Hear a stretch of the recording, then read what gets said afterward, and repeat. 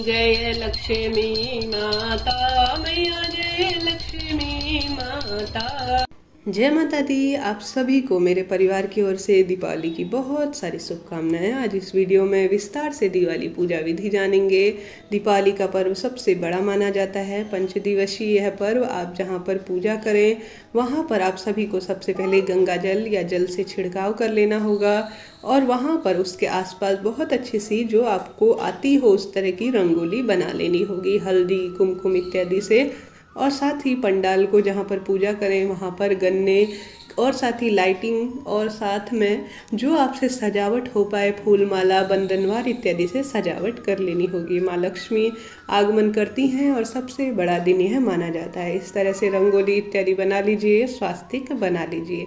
अब आप सभी कोई लाल या पीले रंग का पाटा जहाँ पर माता रानी और अपने सभी देवी देवताओं को आप विराजमान करेंगे, इस तरह से पाटा स्थापित कर लीजिए और साथ ही माता रानी की कोई प्रतिमा, मूर्ति या कोई पोस्टर इत्यादि हो तो उसे विराजमान कर लीजिए। माता रानी के दाहिने तरफ आप सभी को कलश की स्थापना कर लेनी होगी। भले ही कुछ भी ना कर सके तो कलश स्थापना जरूर करें। कई लोग इस पूजा में नवग्रह बनाते हैं, षोडश मातृका बनाते हैं, वह भी आपसे न बन पाए, समय का अभाव रहता है, कई लोगों को ज्ञान कम होता है, परंतु कलश स्थापना जरूर करें। कलश में सभी देवी देवता विराजमान हो जाते हैं। इस तरह से हम एक चावल की ढेरी बना लेंगे और उससे 8 लाइन खींच लेंगे और उन्हें इस तरह से फूल का आकार देंगे।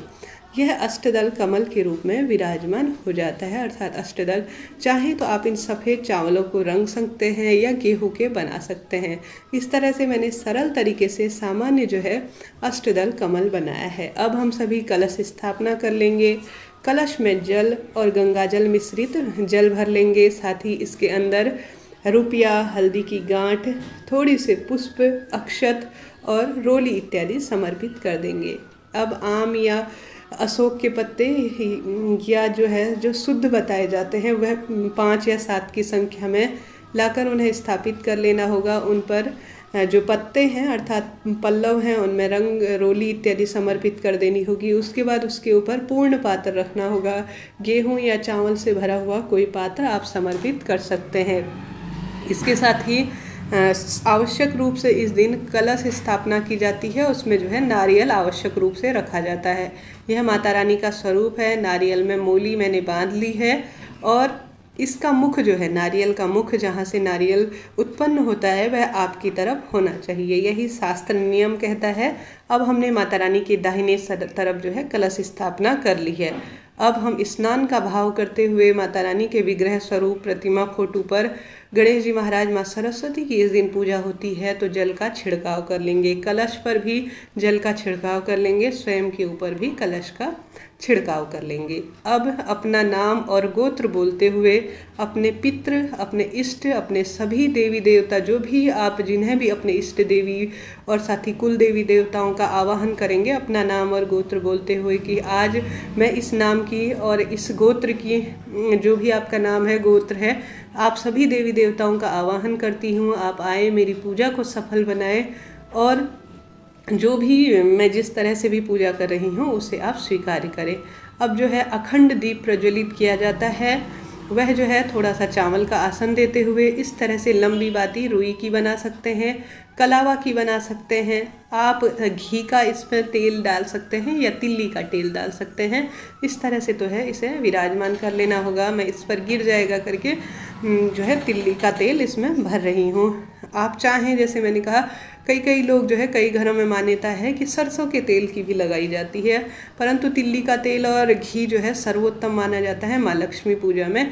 तो मैंने देखिए इसका मुख जो है पूर्व दिशा की ओर कर रखा है। दीपक का मुख, अखंड दीप हो या कोई भी दीपक हो, आप सभी उसे पूर्व दिशा की ओर स्थापित करेंगे। ये देखिए मैंने अब इसे प्रज्वलित कर लिया है। कलावा की भी बना सकते हैं, रुई की भी बना सकते हैं, आपकी इच्छा पर आधारित है आप इसे किस तरह से बना सकते हैं। यह पूरी रात जलना चाहिए। अखंड दीप की अपनी ही महत्वता है।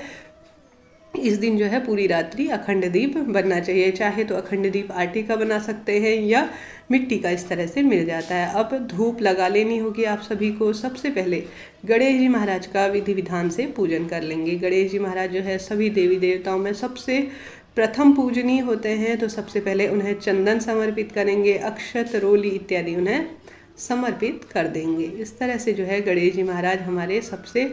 इसके बाद माता जो लक्ष्मी हैं और माँ सरस्वती हैं उनका पूजन किया जाता है।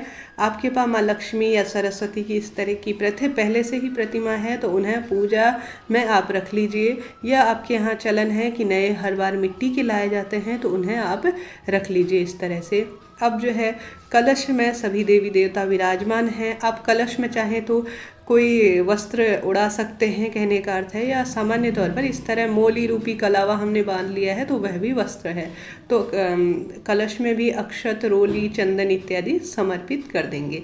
साथ ही दीपक लगा रखा है तो उस पर भी आपने देखा होगा मैंने थोड़ा सा अक्षत, रोली इत्यादि समर्पित कर दी है। अब गणेश जी महाराज की पूजा में दूर्वा और सुपारी आवश्यक है। आज बड़ी पूजा है तो उन्हें जो है यह भी समर्पित करेंगे।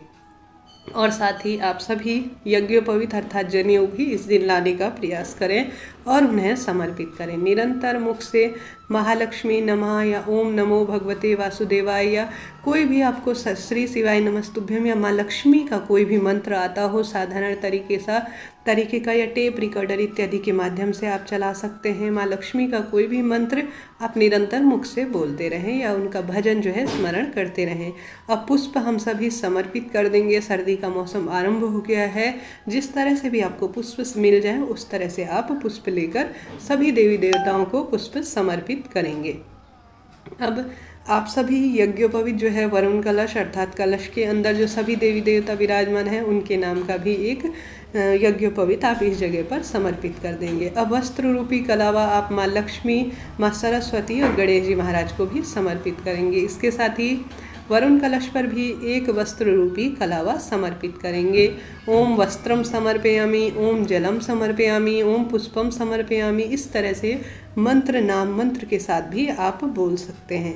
अब इसके साथ ही माता रानी को यह शुभ माना जाता है सप्तधान्य या पंचधान्य का भोग लगाना। ऐसे में जो अभी जो फसल उगी है वह कट चुकी होती है वह माता रानी को भोग लगाना काफ़ी शुभ परिणामों को देने वाला होता है, जिसमें धान होते हैं और साथ ही काले तिल, जो जौ होते हैं यह सप्तधान्य में माने जाते हैं, और गेहूँ, चने की दाल, काले तिल और हरे मूंग और सप्तधान्य में अन्य चीज़ें भी आती हैं जो मिल पाए वह माता रानी को भोग लगा दे। इसके साथ ही धनिया आवश्यक रूप से माँ को भोग लगाना चाहिए। यह जो है सभी मनोकामनाओं की पूर्ति और सुख समृद्धि में सहायक होता है। इत्र जो कि माता रानी को अत्यधिक प्रिय है, माँ लक्ष्मी को उसको माता रानी इससे काफ़ी प्रसन्न होती हैं, वह भी माता रानी को समर्पित कर। इसके साथ ही माता रानी को गोमती चक्र, कौड़ी, कमलगट्टा जो कि शुभता प्रदान करने वाले होते हैं 5-5 की संख्या में या 2-2 की संख्या में माता रानी माँ लक्ष्मी को इसे समर्पित कर देंगे। यह धन, धान्य, सुख, सौभाग्य को देने वाले होते हैं। सभी चीज़ों में गंगा जल पहले से ही छिड़काव कर लेना होगा। इसके साथ ही पान जो है माता रानी को मुख शुद्धि के लिए आवश्यक रूप से समर्पित करेंगे। पान किसी कारण से मैं नहीं ला पाई तो मात्र इलायची और लौंग भी भोग के रूप में माता रानी को दी जा सकती है। अब आप सभी जो है आवश्यक रूप से श्रृंगार की 5 वस्तु माँ लक्ष्मी, माँ सरस्वती के लिए लेकर आइएगा। इससे सौभाग्य में निरंतर वृद्धि होती है और इसे घर की जो महिला होती है उसे ही धारण करना होता है। यह कहीं बाहर किसी व्यक्ति को नहीं दिया जाता। इस दिन जो है आवश्यक रूप से घर के गहने, माँ लक्ष्मी को चांदी के सिक्के, रुपया इत्यादि भेंट स्वरूप समर्पित की जाती है। तो आपके घर में जो रिवाज है उन अनुसार जो है आप अपने घर के गहने, रुपये और जो चांदी के सिक्के इत्यादि सोना चांदी चढ़ाने का भी माता रानी को रिवाज है, तो वह भी माँ को समर्पित कर देना होगा। ध्यान रखिएगा, बहुत केयरफुली यह कार्य कीजिएगा क्योंकि यहाँ पर बहुत सारे दीपक लगाए जाते हैं। अब आती है भोग की बारी। भोग में जो है पंचमेवा आप ला सकें, पंच मिठाई ला सके, पंच फल ला सके तो यह शुभता प्रदान करने वाले होंगे।